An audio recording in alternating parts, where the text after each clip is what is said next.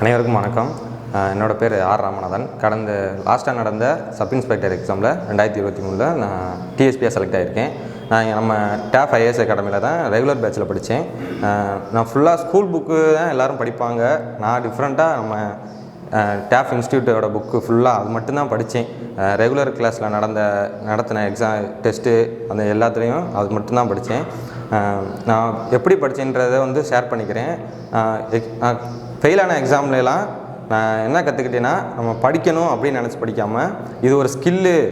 இப்போ geography subject எடுத்துக்கிட்டோம்னா அதில் நமக்கு தெரியாத சப்ஜெக்ட்டு அந்த கொஸ்டினே இருக்கக்கூடாது அப்படின்னு ஒரு ஸ்கில்லாக நினச்சி தான் நான் படிப்பேன். அதனால தான் கொஞ்சம் ஈஸியாக இருந்துச்சு. இதுதான் என்னோடய ஃபஸ்ட் அட்டெம்ப்ட்டு எஸ்ஐயில்.